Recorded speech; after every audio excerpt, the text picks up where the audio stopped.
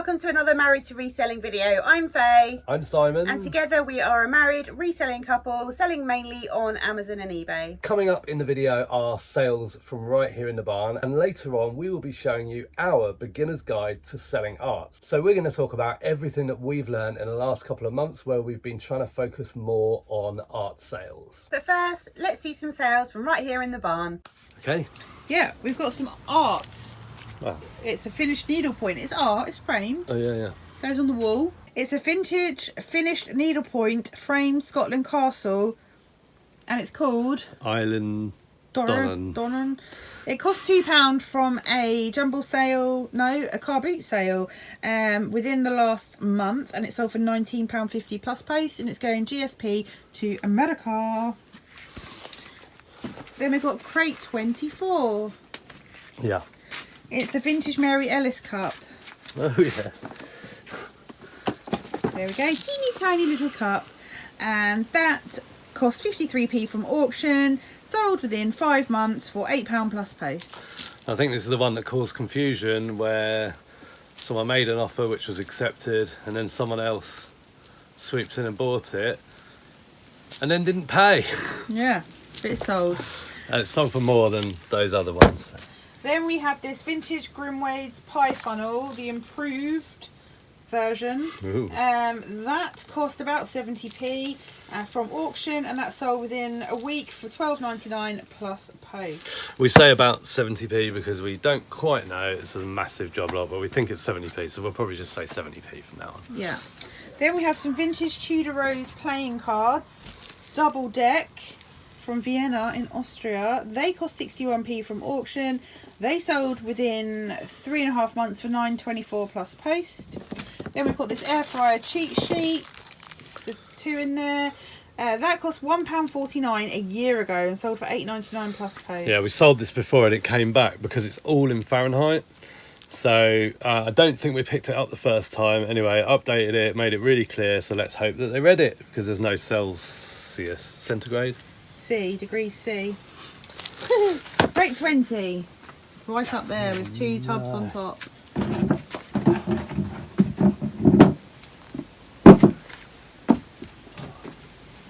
Oh, it's 3 tubs on top. Yeah. Let's go again. All sorts going on. I can't remember if I told you, but we've had a box delivery today. It's on the front doorstep. No, you didn't tell me. I'll just try and ignore you now, because every time I tidy up in here, it's always over the weekend they turn up. Everyone's clearing up, tidying up. We just get so many.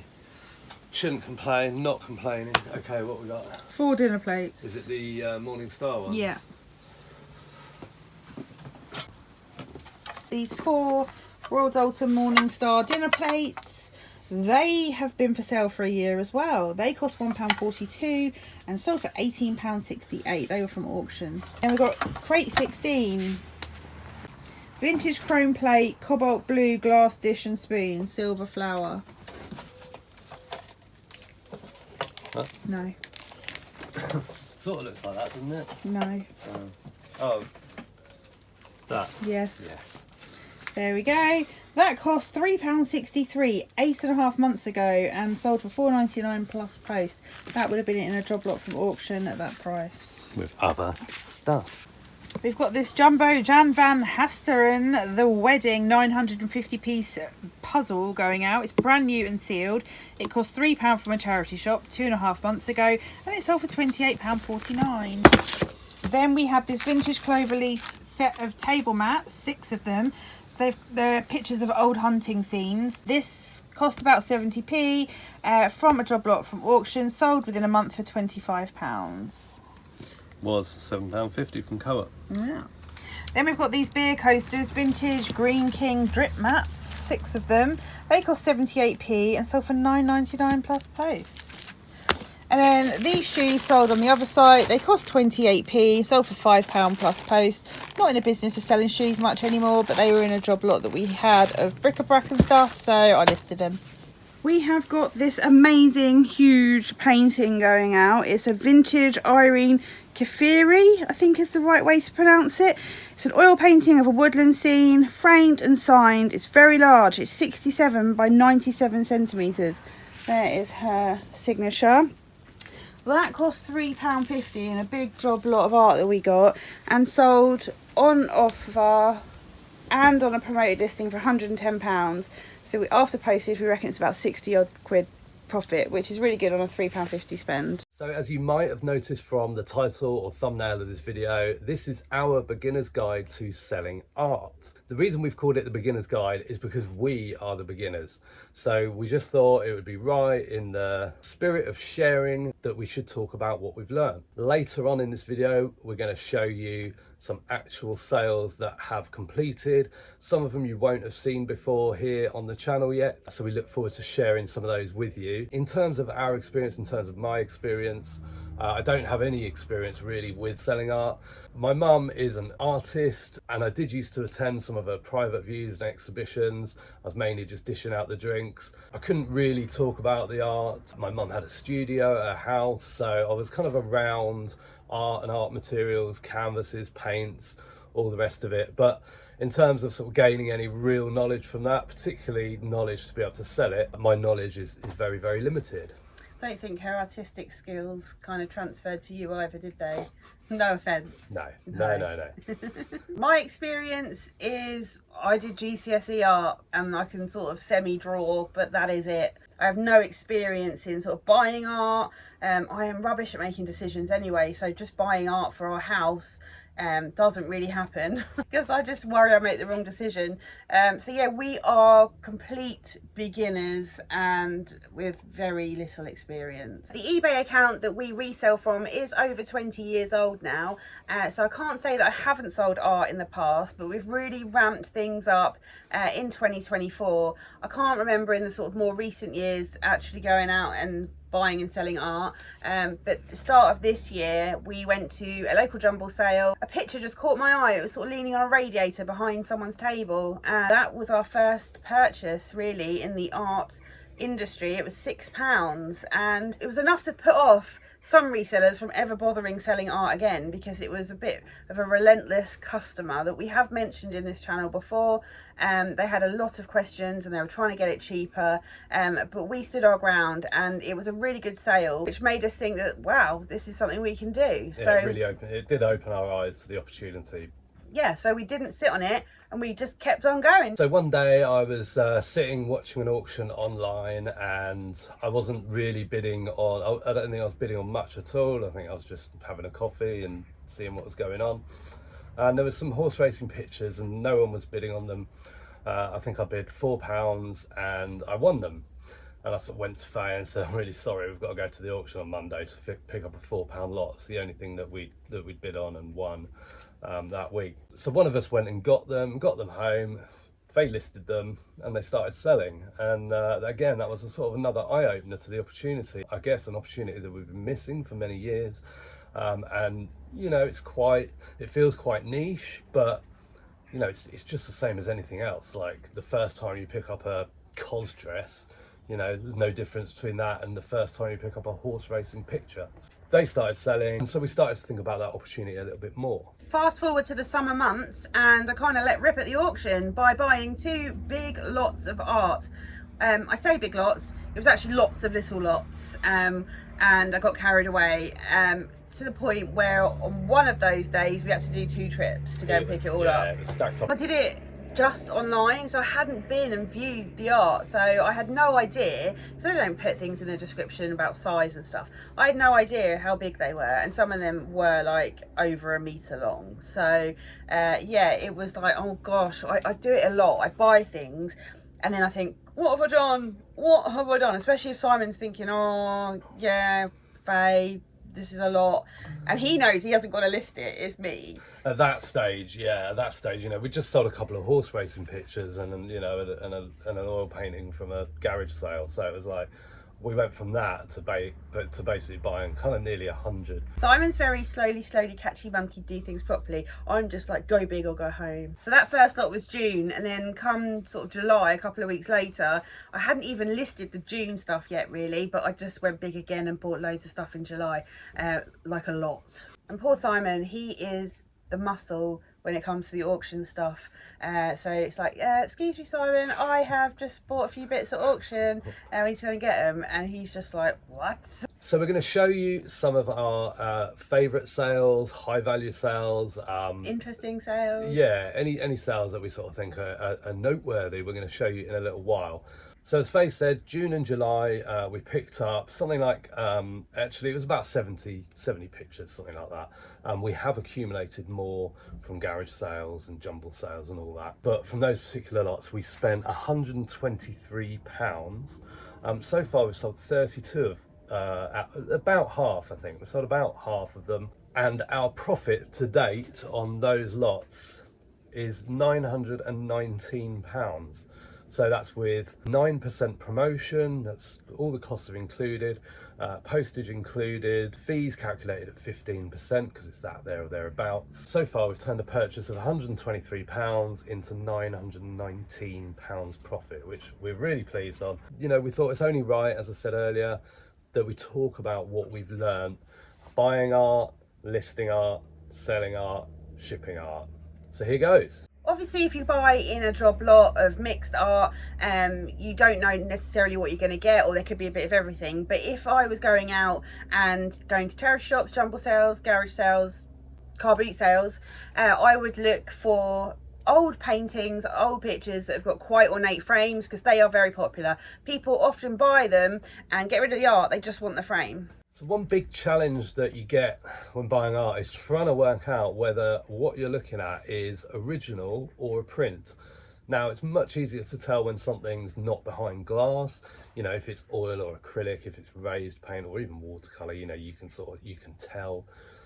So original. You can also sometimes tell just by the signature, because the signature is often in pen or pencil. But I was chatting to my parents about it. It was my dad that mentioned looking for pixels. So if it's a print, obviously done on a printer, there's going to be pixels. So you can take your phone out, you can use the magnifying function or just zoom on a photo. But if you've got the magnifying glass, use that because you can zoom right in. And on prints you should be able to see pixels. Now it's not a hard and fast rule, because you know, different techniques of printing nowadays. Pixels are square. Often you'll see geometric shapes, but that's often just the paper. Yeah, that's something we're still learning, isn't it? Sometimes it's really obvious that it's a pixel, so we know it's a print. But other times we're like, oh, is that sort of the watercolor paper? As well as the zoom in function on the phone, I've got a loop, which is like a magnifying tool, and it is absolutely sensational. I probably use it nearly every day. And I think it's linked in our, what section? Yeah, in our sort of tools and resources. So every video's got the link to what we use in our business. Same on Instagram as well. So if you're interested, you'll find it there. Yeah, definitely have a look if you are dealing in signatures or pottery or glassware, because it is, I mean, it's amazing. If you're not sure, take it out of the frame, you know, as a kind of last resort. You might have to peel off some masking tape, but you can always put that back. And you know, we're going to talk a little bit more about what stops people and doesn't stop people from buying your art. And certainly taking something out of a frame on the most part isn't going to sort of change anything in terms of value. To have a look and then putting it back in the frame, of course. But that'll, you know, just give you access to the paper. You'll be able to, you know, maybe touch it, feel it, lick it. You don't taste it. You can taste paint, it's original. It's interesting actually, because when we've done that, we haven't done it often, but we've taken a painting apart. I've never licked a painting. No. Sorry about the noise. We've got, seems like all the aeroplanes in the local area decided to sort of circle around our house. So we just had to stop there for a second, but we shall continue. One of the things we've noticed about selling art is that we get a lot of repeat buyers. Could be that they're collectors, it could be that they're interior designers, could be a whole host of reasons. And they don't always buy paintings by the same artist, because we have an eclectic mix. eBay is really helpful because it says repeat buyer in green when you sell something, if it's sold to a repeat buyer. We've also messaged buyers when they've bought a particular artist and just said, you know, if you're interested in this artist, we do have more, and like put the links in there.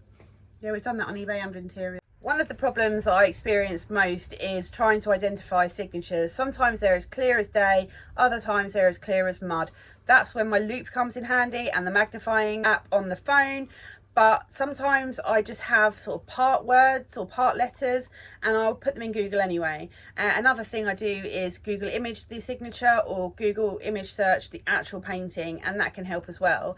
Additionally, when I've been stuck before, I have also posted the picture of the signature onto Instagram stories and asked for other resellers' help to identify it, and that has paid off, especially if it's a foreign signature and someone happens to speak the language or recognise the language that the signature is from. Also, if I'm not sure and I cannot figure it out, I'll still list the painting anyway, and I will put in the description that I'm really sorry, I cannot figure out the signature, and I'll do like a close-up of the signature in one of the images. Or if you sort of think you're close, I've seen you sort of put, you know, could be this, question mark, things like that. Also, there are a few websites that you can go on, and if you can sort of identify like the first 3 or 4 letters, you know, there's a whole catalogue of known artists, so it can give you suggestions there on those websites. Shipping and how to ship paintings has been sort of a massive learning curve for me. I'm comfortable shipping everything, but obviously the first time you do something, you have to, you know, work out the best way, and then obviously you find better ways as you go on. As Faye said earlier in the video, some of the pictures that we've sold have been over 1 meter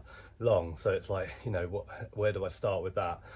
I've done a video specifically about packing paintings, so it's around about 4 or 5 videos before this one, I think. Essentially, it's like anything, you know, you just got to pack it as best as you can. If there's glass there, you've got to reinforce that glass with cardboard and bubble wrap.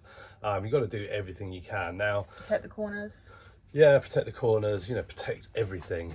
Now, for higher value paintings, you really don't mind putting the effort in. For lower value ones, sometimes, like I did one yesterday and it was a £20 painting, and it wasn't the time that I spent on it so much, it was just how careful I was being because it had glass. I also take the fixings off the back of the painting, you know, the little hooks and the wire, if there is any. I'll take that off and put it in a little poly bag and tuck that in. And what I found in terms of couriers and shipping is we always tend to use UPS for sort of oversized stuff. Royal Mail medium parcel did become more competitive, but UPS, particularly when they're higher value, I'd rather use. Now, the other day we sold a book for £110 and we sold a painting for like £60. And because of the value of the book, I wanted to send that with UPS, and because of the value of the painting and the size of it, I wanted to send that with UPS. The difference in the price, you know, I'm quite happy to send something this size, which was in the case of the book. It cost something like £6.23 with UPS through eBay. So I bought the label in this case through eBay. The picture was bigger than this. Sorry, babe. Yeah. It was about up here, so it's twice the size of this. That costs only 23 pence more to ship. So I'm not complaining about how much the book cost. I was quite happy with that because, you know, there's extra insurance with UPS. But I couldn't believe, you know, how good a value I was getting for sending that big painting parcel. I remember when Faye first bought those job lots, one of the first things I did was went straight online to find out who I was going to be shipping with as they started to sell. I looked at Parcel Force, I looked at every DHL, Royal Mail, which was essentially Parcel Force, UPS, and UPS by far is the best. So don't worry about the cost of shipping, and I've shown you the process in a previous video in terms of packing. If you're interested in starting to sell art, you will work it out and it'll be absolutely fine. As soon as I've listed a piece of art, I prepare it for storage straight away because I just want to reduce the risk of it being damaged in storage, in the room I'm listing it in. I mean, one of the dogs could bump into it. So what I do is I use the trusty shrink wrappy stuff, and I wrap all round the edge, all 4 edges, and then I start going over. So I'll do the edges first, and then I will go over and over and over and over. Round and round and round. Until it's protected, and then we bring them to the barn. And what we do is when we are putting them away, we skew the art because we've got so many and we don't know who's who. So we add a sticker. So this one is art 53.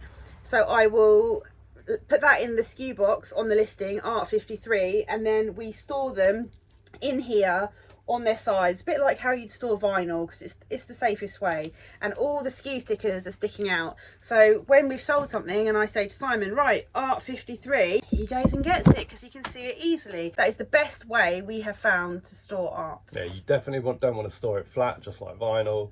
You know, you don't want things bending, warping.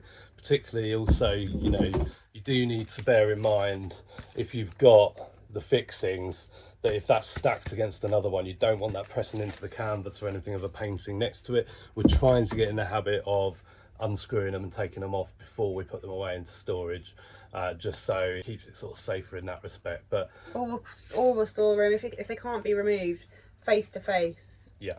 So no back of a painting is pressed onto the front of another one. One thing that we've noticed is it's not just the artist that sells the art, it's often the art itself. We've been quite successful with vases of flowers, for example, oil paintings, haven't we? So, you know, often if you spot a piece of art and you know, we're not like, if we're buying art at a garage sale, for example, we're not necessarily looking up the artist. If it's a nice oil painting and it's a good price, we'll probably buy it. I don't think we've ever looked up a signature, maybe once or twice. Don't think that you need to research the artist or you need to know artists. I couldn't name 10 UK artists or 10 worldwide. I mean, obviously the big ones, you know, the historical ones, but I couldn't name 10 relevant artists nowadays other than anything that I could think of that we've sold. I suppose the message here is you don't need knowledge of artists to sell art. No, art's subjective. People like different art, and that's why art exists. On some of the art that we've picked up, it has on the back the original price that the previous owner or the original owner paid for the art.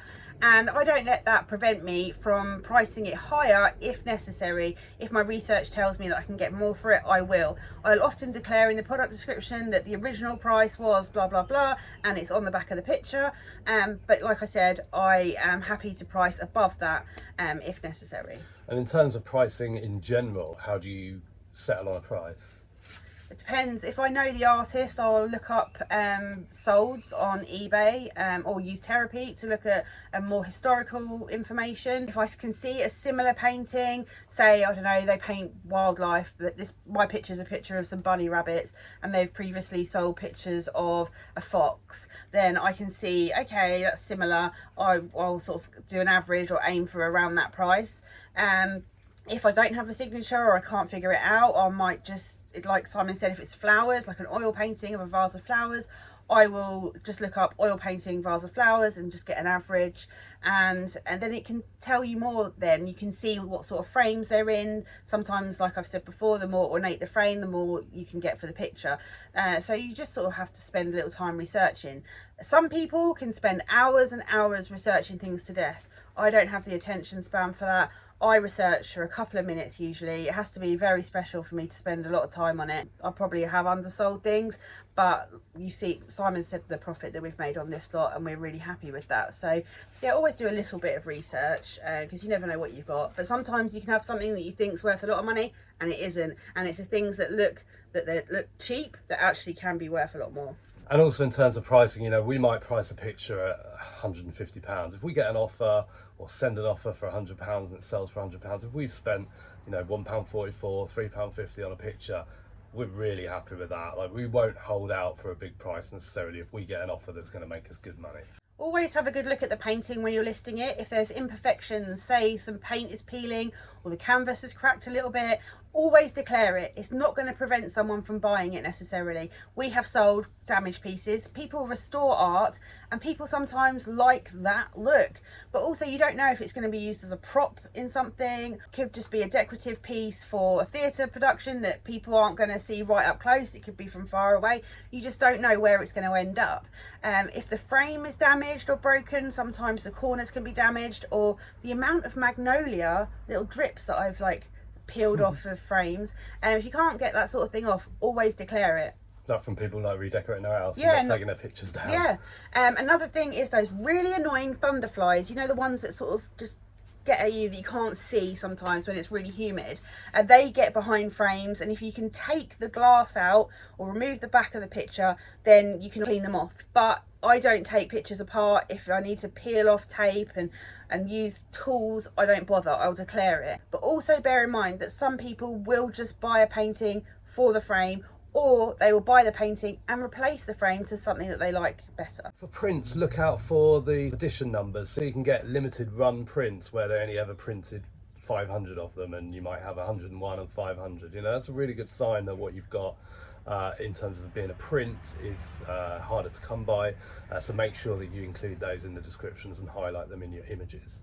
Yeah, they can sometimes just be like 101/500 in tiny little writing on the back or on the front near the signature, so keep your eyes peeled for that. If you see some art out and about and you're interested in it, don't let the fact that it might be old put you off. People shop all eras of art. We've got some sort of war pieces, we've got sort of hunting, fox hunting, and things that people might not like now, but there's always someone that does like it. And when it comes to sort of decorating pubs and restaurants and going for sort of authentic kind of old-fashioned style, people do buy those sort of paintings for decoration. So don't let an old piece that's not brightly coloured and modern put you off. People do buy old pieces of art, people buy modern pieces. Also, don't forget, it doesn't have to be signed to be valuable or worth something to someone. We've sold things that we suspected has been like a school project or something like that. Sold a pencil drawing of a lighthouse and the workings of a lighthouse. It wasn't signed, we don't know who did it. I think it was probably a youngster,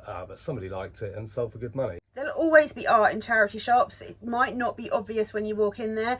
It can be sort of behind the counter on the wall, it can be stacked up in a corner, but if you can't see it and it's not obvious and you're interested in browsing the art selection, always ask if they've got art, because they might just be reluctant to put it out if they haven't got the room for it. Well, touch wood, we've only had one return. So we sold 32 pieces of art from these particular two job lots, and I know that we just had one return. It was a bit of a strange one. It was a print. There'd been an exhibition of that artist, and the artist has signed the mounting in pencil and dated it. And on the back it said an original piece by so-and-so. That just suggested that it was an original piece. It was behind glass. Turned out it was a print. Customer messaged us, they were friendly enough, said, I think this is a print, I don't think it's original. We said, oh, really sorry, send it back, which they did, and we've relisted it correctly. But things like that certainly wouldn't put us off, wouldn't stop us from carrying on as we do. You know, don't always get everything right, but luckily we get things right enough that it doesn't have any adverse effect. We've found when selling art that all mediums can appeal to different buyers, whether it's watercolour, oil,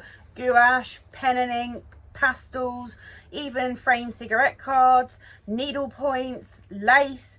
There's a whole heap of different things that you can frame, and people like them. People will buy them. When it comes to acrylic, don't forget that acrylic paintings are usually post 1960s. If you find something that's pre-60s, it's probably oil and not acrylic.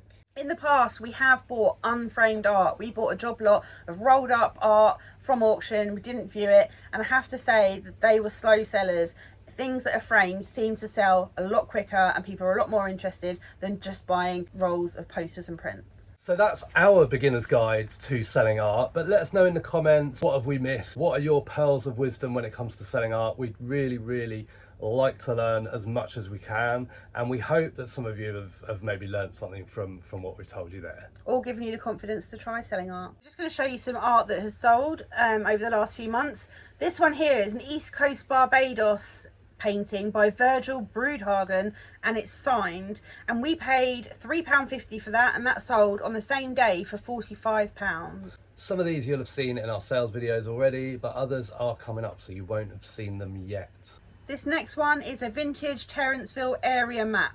It's a place in Newfoundland and Labrador in Canada, and this cost £3.50 and sold for $36.99. So the one on your screen now is David Roberts' framed print. There were 6 of them, and they were actually from calendars. Someone had got a calendar, they cut out the pictures and framed them. So we sold 6 together as a bundle for $78.74, and they cost, well, it was $144 per picture, so the total cost was $864. And what's interesting about this lot actually is that the mounting, or the mounts that someone had put in them, were really badly done, and I had to declare that, and I did think, oh god, I'm asking for a lot here, but they sold really quickly and they went GSP to Italy. This next one is called Cub Hunting, and it's an oil on canvas by LV Norwood.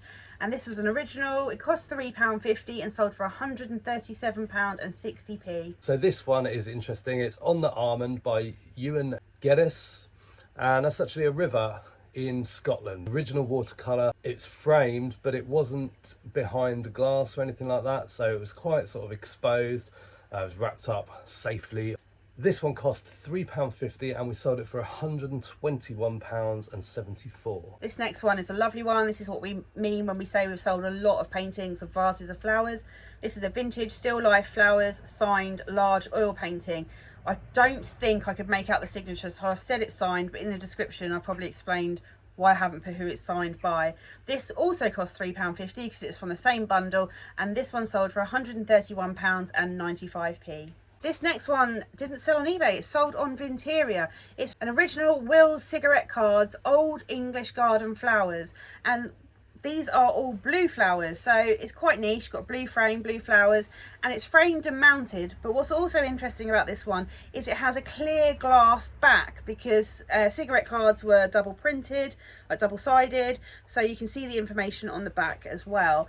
This one cost £3.50 and sold for £53.50. The same person also bought these two framed pressed flower pieces. They're not very big, smaller than A4. They cost £3.50 for the pair, and they sold for £23.50. And interestingly, they were signed as well. And the flowers had gone yellow, but someone still wanted it. And the final one we're going to show you is another picture that's sold on Vinteria, Scarborough Spa and Esplanade. It's very, very small indeed. Cost us £1.44 and sold for £20.